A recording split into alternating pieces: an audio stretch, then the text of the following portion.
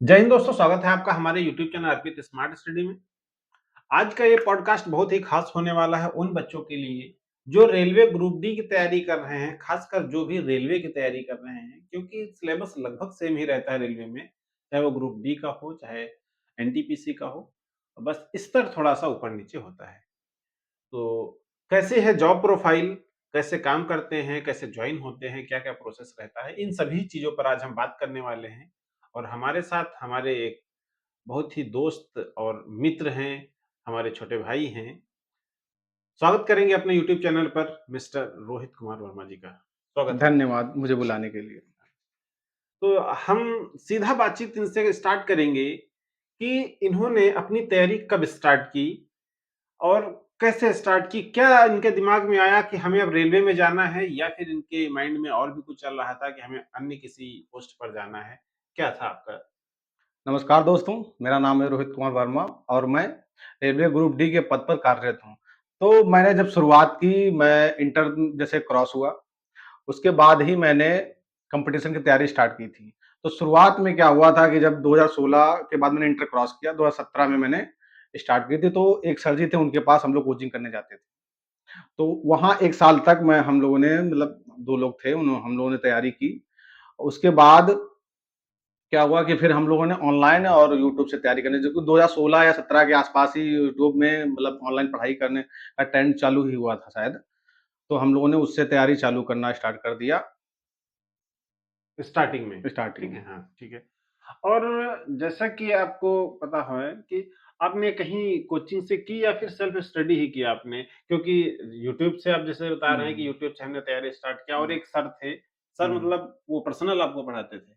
नहीं, आप हाँ, पर्सनली समझो कि ज़्यादा लोग उसमें नहीं थे, उसमें हम 3 से 4 लोग थे, ज़्यादा लोग नहीं थे। तो पर्सनली समझ लिए, वो पढ़ाते थे हमको शुरुआत में। तो जैसे कि रेलवे में सबसे ज़्यादा कहा जाता है कि जीएस और साइंस का वेटेज बहुत ज़्यादा है बिल्कुल, और मैथ रीज़निंग तो है ही है खैर। बिल्कुल। तो आपने जीएस और साइंस के लिए कैसे प्रिपेयर किया? एक्चुअली मैं आपको सच बताना चाहूँगा कि मुझे जब मैंने शुरुआत में तैयारी की, तो मुझे इतना सब आइडिया ज़्यादा था नहीं। शुरुआत में क्या हुआ, पहले मैंने एक यूपी पुलिस कांस्टेबल का पेपर दिया था, उसमें मेरा सिलेक्शन हो गया था। शुरुआत में ऐसा लगा था कि कुछ ज़्यादा समझ में आता नहीं था, तो गए कोचिंग में। जब बताया कि आपको एक सर थे, वो पढ़ाते थे, थोड़ा अच्छा लगा पढ़ने में, थोड़ा इंटरेस्ट आया, तो उसके बाद हम फिर तैयारी करने लगे। तो उसके बाद क्या हुआ कि यूपी पुलिस कांस्टेबल का पेपर हुआ, उसमें मैंने अच्छी तैयारी की, तो उसमें मेरा निकल गया। उसी के आसपास रेलवे ग्रुप डी 2018 में वैकेंसी आ गई, तो फिर मैंने उसमें फॉर्म फिल अप किया। तो उस समय मुझे कोई ज़्यादा आइडिया था नहीं कि क्या सिलेबस है, क्या नहीं है। तो मैंने ऐसे ही जो लोगों ने बताया, सर ने बताया, वो पढ़ लिया। मुझे ज़्यादा कुछ अनुमान नहीं था कि साइंस कितना आएगा, कितने नंबर की आएगी, कुछ ज़्यादा अनुमान नहीं था। तो हाँ, मेरी मैथ रीज़निंग मैंने 2016 से 17 से स्टार्ट किया था। 17 से 18 के बीच में मेरी मैथ रीज़निंग अच्छी हो गई थी। साइंस में मेरी उतनी पकड़ नहीं थी। इसीलिए मेरा मतलब क्या हुआ कि थोड़ा दिक्कतें हुई, 2018 वाली वैकेंसी में क्या हुआ कि मेरा मतलब फाइनल सिलेक्शन नहीं हो पाया। मेरा मतलब रनिंग-वनिंग हो गई थी, लेकिन फाइनल मेरिट में मैं 1 नंबर से रह गया। कहने का मतलब ये है कि आपने 2018 में जो वैकेंसी आई थी, ग्रुप डी की और यूपी पुलिस कांस्टेबल की जी, 41,520, जी। उन दोनों में आपका सिलेक्शन हुआ था, सिलेक्शन लेकिन हुआ था। किन्हीं कारणों की वजह से उन हुँ। दोनों में आपका फाइनल सिलेक्शन नहीं यूपी हो पुलिस पाया, कांस्टेबल में मेरा सिलेक्शन हुआ था, लेकिन उसमें क्या हुआ, मेरी हाइट नहीं थी, तो इसलिए मैं हाइट हाइट से की वजह निकाल से दिया गया। हाइट की वजह से और बाहर हो गए। ग्रुप डी में मेरा क्या हुआ था कि मेरा 1 नंबर से रहा था, फाइनल मेरिट में रह गया था। तो जैसे आप फाइनल मेरिट से 2-2 एग्ज़ाम एक साथ, यानी हुँ, हाँ, यूपी पुलिस कांस्टेबल और हाँ, रेलवे ग्रुप डी, हाँ। दोनों से आप बाहर हो गए, तो हुँ। आप डिमोटिवेट हुए या फिर आप डिप्रेशन में चले गए? उससे आपने अपने आप को कैसे बाहर निकाला? डीमोटिवेशन हुआ तो स्वाभाविक था, क्योंकि आप जब 2-2 एग्ज़ाम में नहीं होते तो डीमोटिवेट तो थोड़ा होते ही हैं। लेकिन क्या था कि हमारी तैयारी अच्छी थी, क्योंकि मैथ मेरी अच्छी हो ही चुकी थी, साइंस में कमी थी। तो हाँ, डो डीमोटिवेशन, लेकिन मेरे पास चारा कुछ नहीं था, तो यही चाह रहा था कि अब उतने परिवार की स्थिति उतनी अच्छी नहीं थी। अब कहीं कौन-सी नौकरी करे जाके, मेरे पास उतना बिज़नेस करने के लिए उतना मनी भी नहीं था। तो बस मेरे पास एक ही चांस था कि हम तैयारी करते चलें और हो ही जाएगा। अगर हमारी मैथ, रीज़निंग ये सब करते चलेंगे तो सिलेक्शन एक ना एक दिन हो ही जाएगा। बस यही मोटिवेशन था हमारे पास। जैसा कि बताया कि सिलेक्शन नहीं हुआ 2-2 एग्ज़ाम में, तो आप हुँ। डिमोटिवेट हो गए। तो आपने अपने आप को कैसे रिकॉल किया? क्या अपनी रणनीति बनाई कि हमारा आगे सिलेक्शन हो? और रिवीजन करने का आपका क्या तरीका? आप शॉर्ट नोट्स बनाते थे या सीधा बुक से रिवीजन करते थे? नहीं, शॉर्ट नोट तो बनाने ही पड़ेंगे, आपको अगर सिलेक्शन लेना है तो अपने नोट्स तो बनाने पड़ेंगे। और कुछ आपको बुक से भी पढ़ना पड़ेगा, ऑनलाइन से भी पढ़ना पड़ेगा और सेल्फ स्टडी मतलब खुद से एनालाइज़ करना पड़ेगा, ये सब तो आपको करना ही पड़ेगा। ये तो करना पड़ेगा। हाँ। उसके बाद मॉक टेस्ट की बात आती है कि मॉक टेस्ट आपको डेली देना चाहिए, तो क्या ये ज़रूरी है कि मॉक टेस्ट आपको डेली देना चाहिए या महीने में 5 से 8 यानी हफ्ते में 1 से 2 मॉक टेस्ट देने से काम चल जाता है? क्या है आपका ये? नहीं, मेरा मानना है कि अगर आपने 2-3 साल बिता लिए तैयारी में और आपने किसी का फॉर्म डाला है, आपके जो सब्जेक्ट हैं, जो आपका सिलेबस आया है, उसमें आपने अच्छी पकड़ बना ली है, तो आप अपने हफ्ते में मतलब ऐसे वीक में 2 या 3 सेशन लगा सकते हैं। और अगर आप ये चाह रहे हैं कि आप मतलब अभी तैयारी 1 साल भी नहीं हुआ, 4 महीने तैयारी हुए और एक फॉर्म आया, आपने डाल दिया और फिर आप तुरंत आप उसको प्रैक्टिस लगाने लगे। उससे क्या होगा, आप परफॉर्मेंस अच्छी कर नहीं पाएँगे, तो आपको क्या होगा कि एक अच्छा नहीं लगेगा, तो आप डीमोटिवेट होंगे। तो डीमोटिवेट से बचने के लिए आप पहले पूरा सिलेबस खत्म करें अच्छी तरीके से और फिर उसको टेस्ट लगाएँ। अगर जिस टेस्ट लगा रहे, जिस क्वेश्चन में आप फँस रहे हैं, उसी तरीके सवाल और खोजें और साथ ही उनके साथ प्रैक्टिस करें और बहुत अच्छे से प्रैक्टिस करेंगे तो और अच्छा आगे आगे रिजल्ट होगा आपके पास। सबसे ज़रूरी है कि आप प्रैक्टिस करते प्रैक्टिस रहें, मॉक करें, हाँ। टेस्ट लगाते रहें। उसके बाद रेलवे में फिजिकल का भी है कि आपको फिजिकल देना पड़ता है। हाँ, तो फिजिकल। आप जब तैयारी करते थे, हुँ। तो उसके साथ फिजिकल करते थे या फिर जब आपने एग्ज़ाम दे दिया था, उसके बाद आपने तैयारी चालू की कि अब हमें रिटर्न तो हो जाएगा शायद कॉन्फिडेंस था कि रिटर्न तो हुँ, निकल ही जाएगा हुँ। और अब हमें फिजिकल की तैयारी करनी चाहिए। क्या था आपका स्ट्रैटेजी क्या नहीं, थी उस मेरा समय? मानना है कि रेलवे ग्रुप डी का फिजिकल उतना कठिन नहीं है। मेरे स्टैंडर्ड के हिसाब से अगर जिसको लगता है, सबकी अपनी-अपनी एक कैपेसिटी होती है, मेरी कैपेसिटी थी कि मतलब मुझे तो कठिन नहीं लगा कि मैंने मैंने तो जब पेपर निकल गया उसी के बाद कुछ दिन प्रैक्टिस की, उसके बाद मेरा निकल गया फिजिकल। फिजिकल हो गया। अब एक क्वेश्चन पूछना चाहेंगे जो बहुत सारे बच्चों का सवाल रहता है। यह हम मूलतः कहेंगे कि जो लोग हमारे अभी इंटर क्रॉस किए हैं जो बच्चे और वो कंपटीशन की तैयारी करना चाह रहे हैं, तो उनके लिए 3 ऐसी बातें बताइए जो वो गलती ना करें, जो अधिकतर बच्चे करते हैं। ऐसी 3 कौन-सी वो गलतियाँ ना करें जिससे उनका सिलेक्शन जल्दी हो सके? सबसे पहली बात है तो अगर आप तैयारी करना चाह रहे हैं, तो सबसे पहले आपके पास जुनून होना चाहिए। अगर आपके पास जुनून नहीं नौकरी पाने का तो आप नौकरी नहीं पा पाएँगे। इस बात सबसे पहले तो ये ध्यान देना चाहिए। और रेगुलैरिटी, आपको रेगुलैरिटी तो लानी ही पड़ेगी अगर आपको जॉब लेनी है क्योंकि बहुत भीड़ है। आप सभी को पता होगा कि नौकरी के लिए बहुत भीड़ लगी है, तो रेगुलैरिटी दिखाएगा, उसी को नौकरी मिलेगी। अगर आप रेगुलैरिटी नहीं दिखा पा रहे हैं, तो आपको नौकरी नहीं मिलेगी। तो दूसरी गलती ये हो गई।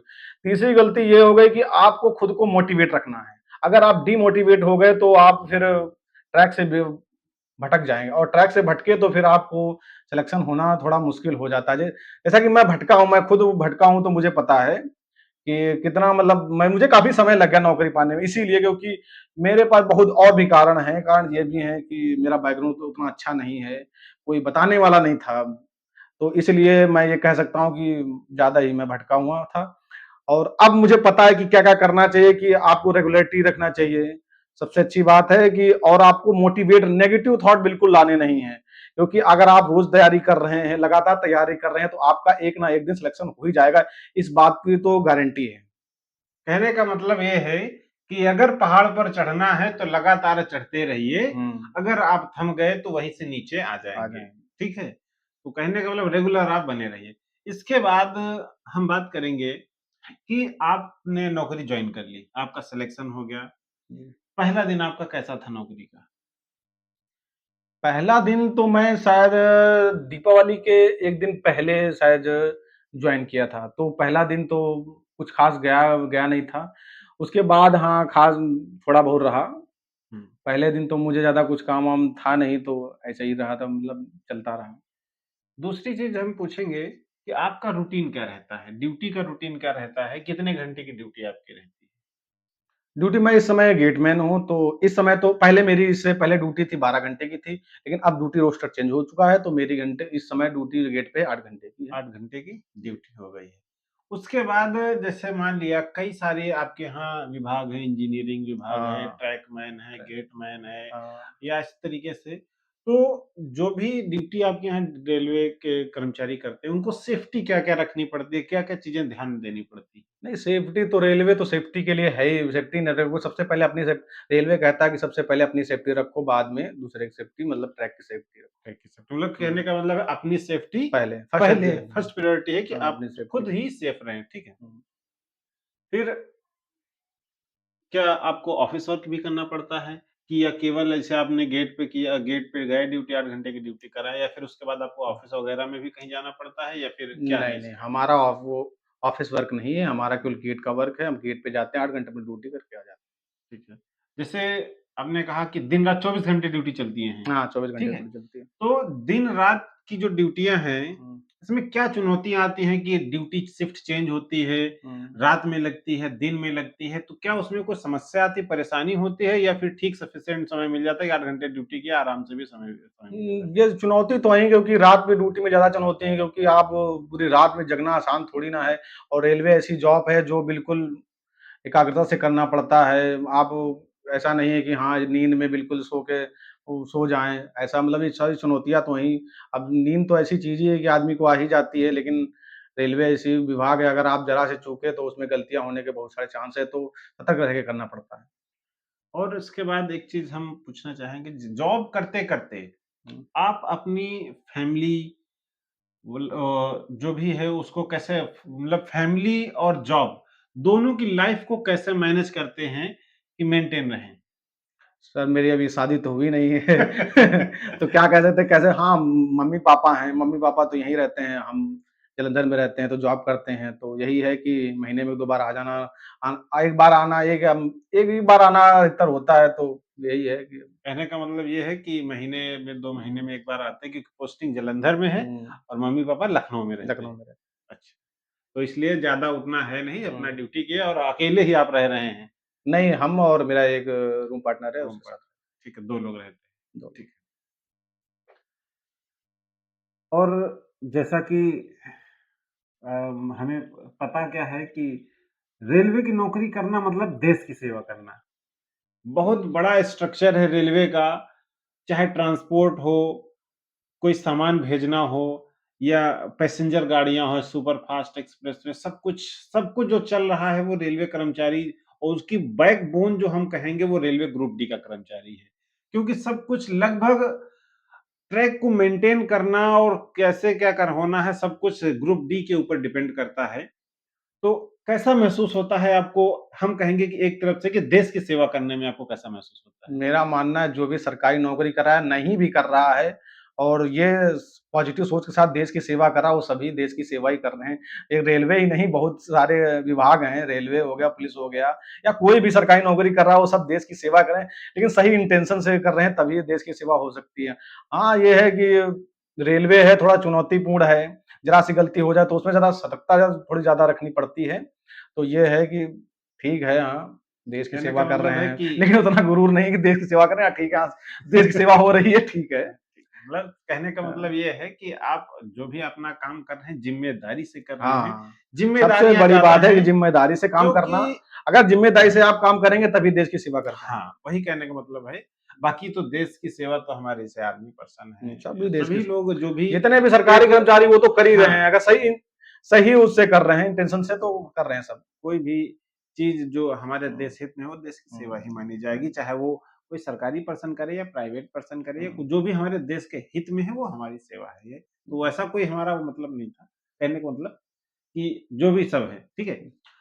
उसके बाद मेडिकल फिटनेस कैसा होना चाहिए? एक रेलवे कर्मचारी जो रेलवे में भर्ती होना चाह हुँ। रहा है, उसका मेडिकल स्टैंडर्ड क्या होना चाहिए? मेडिकल स्टैंडर्ड तो देखिए रेलवे में बहुत हाई स्टैंडर्ड भी होता है, लेकिन वो पोस्ट पे निर्भर करता है। अगर आप लोको पायलट के जा रहे हैं तो उसके लिए हाई स्टैंडर्ड होता है। अगर आपकी कैटेगरी पे आप किस जॉब के लिए जा रहे हैं रेलवे में बहुत सारी जॉब हैं। आप जिस जॉब के लिए जा रहे हैं उस तरह का आपका स्टैंडर्ड रहेगा। हर जॉब के लिए लगभग स्टैंडर्ड अलग-अलग है। अलग-अलग स्टैंडर्ड किसी है, में लोको ए1 पायलट माँगते हैं, ए माँगते हैं, ए2 माँगते हैं, यानी वो अलग-अलग अलग-अलग स्टैंडर्ड है। हैं। स्टैंडर्ड के अलग ठीक है। अलग-अलग है। उसके बाद जैसा कि है कि नई-नई तकनीक यूज़ हो रही हैं, तो उसमें काम करने में कितनी आसानी हो गई? पहले कुछ अधिकतर चीज़ें मैनुअल थी, हर चीज़ें हाथ से करनी पड़ती थी। अब हुँ। कई नई-नई मशीनें आ रही हैं कुछ काम करने के लिए, तो क्या आसानी हुई है? क्या बदलाव आया? आसानी नई-नई मशीनें आने से आसानी तो होती है। जैसे अब वर्कलोड जैसे है मतलब जो मतलब शारीरिक क्षमता है वो कम लगती है, जैसे मशीनें आ गई हैं। अब अधिकतर काम मशीनें वगैरह कर लेती हैं, तो ये है कि हाँ, आसान तो हुआ। पहले से तो काफ़ी लोग पहले के जो लोग बताते हैं जो थे बोलते थे कि बहुत पहले काम था, अब काम नहीं है, तो उनसे पता चलता है कि हाँ, अब काम कम रह गया क्योंकि अब मशीनें ज़्यादा आ गई हैं। बहुत चीज़ें मशीनें करने लगी हैं, बहुत चीज़ें इलेक्ट्रॉनिक चीज़ें हो गई हैं, तो अब बेहद कम काम है, ज़्यादा काम नहीं है। चीज़ें पहले आसान हो गई पहले हैं। के मुकाबले अब कम है। हाँ, चीज़ें आसान हो चीज़ें गई हैं। आसान है पहले से। और एक सवाल मन में है हुँ, कि जॉइनिंग के समय हुँ, या जॉइनिंग के बाद हुँ। ट्रेनिंग का क्या प्रोसेस रहता है? ट्रेनिंग कैसे होती है आप लोगों की? ट्रेनिंग तो करवाते हैं कि अपने अनुसार अब रेलवे आपकी बात कर रहे हैं कि रेलवे में बात कर रहे हैं तो सबका वही मैंने जैसे कहा कि मेडिकल स्टैंडर्ड अलग-अलग होता है, ऐसे ही सबकी ट्रेनिंग भी अलग-अलग होती है। किसी की में 6 महीने होती है, किसी के 1 महीने करवाते हैं, तो ये सबका सबका अलग-अलग रहता है। तो ट्रेनिंग जिस आप जो चीज़ करना चाह रहे हो उसकी ट्रेनिंग वो देते हैं। जैसे हम लोग ट्रैकमैन हैं, तो ट्रैकमैन में हम लोग 1 महीना करते हैं ट्रेनिंग के लिए, 1 महीने के 1 लिए होता महीना। है। और उसके बाद जैसे जो कर्मचारी जो भी हमारे पर्सन रेलवे का फॉर्म भर रहे हैं, तो क्या उनको अपने मन से ज़ोन या डिवीज़न मिल सकता है? वो किस डिवीज़न में जाना हुँ। चाहते हैं, ऐसा क्या अपने मन से चूज़ कर सकते हैं? नहीं, ज़ोन तो आप खुद सेलेक्ट करते हैं, डिवीज़न तो शायद डिवीज़न तो मिलता है मतलब आपको अपनी मर्ज़ी से डिवीज़न नहीं मिलता, लेकिन ज़ोन अपनी मर्ज़ी से आप सेलेक्ट करते हैं। हाँ, ट्रांसफ़र क्या बाद में करा सकते हैं, कहने मतलब फिर तो हाँ, वो तो ट्रांसफ़र के कई हाँ, प्रोसेस हैं, एक तो आप ऑन रिक्वेस्ट लगा सकते हैं, दूसरा म्यूचुअल करवा सकते हैं, तो ट्रांसफ़र के कई फॉर्म हैं, मतलब आप करवा सकते हैं। और इसके बाद हम स्पॉस एक कोटा चीज़ होता है, हाँ, बहुत सारी चीज़ें हैं वो। सैलरी का क्या प्रोसेस है कि आपको वेतन के अलावा नाइट अलाउंस या जो एक्स्ट्रा हाँ। और रिस्क अलाउंस इस रेलवे टाइप के चीजें रेलवे में हाँ, अलाउंस तो ख़ैर हैं, ज़्यादा अलाउंस है। अदर नौकरी की अपेक्षा रेलवे में थोड़ा ज़्यादा अलाउंस मिलते हैं, आपको नाइट ड्यूटी अलाउंस मिलेगा, टीए मिलेगा। अगर आप नाइट में कर रहे हैं, तो नाइट के लिए आपको एक्स्ट्रा पे मिलता है। जैसे अब मैं ट्रैकमैन हूँ, तो मुझे रिस्क अलाउंस मिलता है। ये सब चीज़ें अलाउंस थोड़ा ज़्यादा हैं अलाउंस। हम्म। एक और क्वेश्चन है हमारे मन में जो भी छात्र अभी 12th पास किए हैं हुँ, आईटीआई के लिए फॉर्म डाल दिए हैं हुँ, आईटीआई कर रहे हैं तो उनको रेलवे में आने के लिए क्योंकि असिस्टेंट लोको पायलट की जो भर्ती आती है उनके लिए आईटीआई या पॉलिटेक्निक इंपॉर्टेंट है कोई भी हुँ, डिप्लोमा आपके पास होना चाहिए हुँ, उनको क्या करना चाहिए? आईटीआई के साथ-साथ कैसे तैयारी करें कि उनका 2 साल में जैसे आईटीआई कंप्लीट होगा जब भी भर्ती हुँ। आएँगी, तो उनकी तैयारी मजबूत रहे, इसके लिए आप कुछ बताना चाहेंगे हमारे दर्शकों को? सबसे पहले जो इंटर पास किए हैं और आईटीआई का फॉर्म डाल दिए हैं और वो रेलवे में जाना चाहते हैं, सबसे अच्छी बात है कि आप रेलवे में जाना चाहते हैं। अगर आप रेलवे में जाना चाहते हैं तो रेलवे में देखो सिलेबस तो अभी तो चेंज हुआ नहीं है काफ़ी दिनों से। वही सिलेबस है मैथ, रीजनिंग और साइंस आती है और जीके आती है, करंट अफेयर आती है, यही आती है। लेकिन मैं ये कह सकता हूँ कि भविष्य में क्या पता सिलेबस चेंज हो जाए। अगर आप अभी इंटर पास किए हैं तो आप ज़्यादा से ज़्यादा करिए कि मैथ, रीजनिंग तो आएगी, ये तो रेलवे में कॉमन है 2 चीज़ें। तो मैथ, रीजनिंग आप अच्छे से धीरे-धीरे करके पढ़ते रहिए और खास जीएस पढ़ते रहिए, क्योंकि जीएस तो आनी ही आनी है कोई भी हो और साइंस भी पढ़ लीजिए अगर थोड़ा बहुत समय मिलेगा, लेकिन 3 चीज़ें तो आप तैयारी करते रहिए, एक रेलवे में रीजनिंग और मैथ और जीएस तैयारी आप करते रहेंगे तो जैसे ही आपका ग्रुप ये आईटीआई पास होते हैं, वैसे ही आप लोको पायलट बन सकते हैं या टेक्निकल की वैकेंसी आती है उसमें। अगर आप रेलवे ग्रुप डी में ही जाना चाहते हैं तो उसमें तो आईटीआई की ज़रूरत है नहीं। शायद कर दिए किसी पोस्ट में कर दिया है, शायद ये मुझे डाटा क्लियर नहीं है अभी ये खास तौर पे। लेकिन मैं ये कह सकता हूँ कि अगर आप शुरुआत में ही मतलब अच्छा पकड़ बनाएँगे, अच्छा तैयारी धीरे-धीरे करते रहेंगे, हम कह रहे हैं आपको ज़्यादा समय नहीं देना है। 4-5 घंटे अगर आप शुरुआत समय दे रहे हैं, अगर आपने इंटर पास किया है, तो जैसे-जैसे आप 2 साल हो जाएगा, 2 साल के बाद आपकी मैथ, रीजनिंग और 1-2 सब साइंस, जीके अच्छी हो जाएगी। उसके बाद जैसे ही वैकेंसी आएगी, आप 3 से 4 महीने के अंदर अच्छी तैयारी करके आप अपना एग्ज़ाम निकाल सकते हैं। एग्ज़ाम निकाल सकते हैं, ठीक है। तो क्या ऐसा हो सकता है जैसे कोई आदमी, कोई पर्सन रेलवे ग्रुप डी में काम कर रहा है ऑलरेडी, वो अपना form NTPC, ALP loco pilot में भरना चाहता है, हुँ। तो उसका क्या प्रोसेस है या फिर इंटरनल एग्ज़ाम का क्या प्रोसेस है? इंटरनल एग्ज़ाम तो ये होता है कि जब आप सेलेक्ट हो जाते हैं, उसके अंदर जीडीसी की वैकेंसी आती हैं, एलडीसी की वैकेंसी आती हैं, तो उससे वो इंटरनल होता है। तो उसका तो अलग प्रोसेस लेकिन अगर आप ऐसे खुला भर्ती जो आती हैं, वो एलपी, एनटीपीसी की आती हैं, उसमें आपके पास आईटीआई होना चाहिए, 10+2 होना चाहिए। हाई स्कूल में होना चाहिए, ये सब होने चाहिए। तो उसमें फॉर्म डाल सकते हैं और आपकी तैयारी है तो आपका सिलेक्शन हो जाएगा। सही बात है। अंत में लास्ट क्वेश्चन, एक संदेश हमारे उन हजारों दर्शकों के लिए हुँ। जो रात-दिन रेलवे की नौकरी के लिए कि हमको एएलपी बनना है, हमें एनटीपीसी में जाना है, उनके लिए आखिरी संदेश आप क्या देना चाहेंगे? वो किस तरीके से तैयारी करें कि जल्द से जल्द उनका सिलेक्शन हो जाए और वो क्या ध्यान दें अपने तैयारी को करते समय? जो लोग रेलवे में सेलेक्ट होना चाहते हैं, एनटीपीसी या एएलपी में सेलेक्ट होना चाहते हैं, सबसे पहले आप अपनी रेगुलरिटी में अगर आप पढ़ रहे हैं, तो अच्छी से रेगुलरिटी बनाए रखिए और मोटिवेशन बनाए रखिए कि मेरा हो ही जाएगा ना। अगर आपका मोटिवेशन रहेगा, तो आप अच्छी तैयारी करते रहेंगे, अगर आपका मोटिवेशन अच्छा नहीं होगा, तो फिर आप तैयारी में आपके अंदर बाधा आएगी, मन भटकेगा, आप खेलने जाएँगे, बंद करके रखेंगे, मतलब मोबाइल या कोई किताबें बंद करके रहेंगे, तो मोटिवेट रहना बहुत ज़रूरी है, साथ में रेगुलरिटी दिखाना बहुत ज़रूरी है। और रेगुलरिटी के साथ अच्छी-अच्छी चीज़ें हो जाती हैं, क्योंकि सबकॉन्शियस माइंड होता है, वो आपको अडैप्ट कर ही लेता है अगर रेगुलरिटी दिखा रहे हैं। तो बहुत-बहुत धन्यवाद हमारे चैनल पर आने के लिए धन्यवाद इंटरव्यू और लेने के लिए। उम्मीद है आपको ये पॉडकास्ट अच्छा लगा होगा। कई आपके मन में सवाल उठ रहे होंगे, उनका जवाब भी मिला होगा। और यदि आपके मन में कोई सवाल है और हम उसमें नहीं पूछ पाए हैं इस पॉडकास्ट में, तो आप हमारे चैनल के कमेंट बॉक्स में या इस वीडियो के कमेंट बॉक्स में कमेंट कर दीजिए अपना सवाल। अगली बार भी जब हम बुलाएँगे, तो हम इनसे पॉड उस आप आपके क्वेश्चन वो सभी जो आप इसमें कमेंट कर रखेंगे, उनका जवाब ज़रूर लेंगे। तो उम्मीद है आपको वीडियो अच्छा लगा होगा। अगर वीडियो अच्छा लगा है, तो अपने दोस्तों के साथ शेयर करें जो इस समय रेलवे की तैयारी कर रहे हैं। वीडियो देखने के लिए बहुत-बहुत धन्यवाद। जय हिंद। जय हिंद।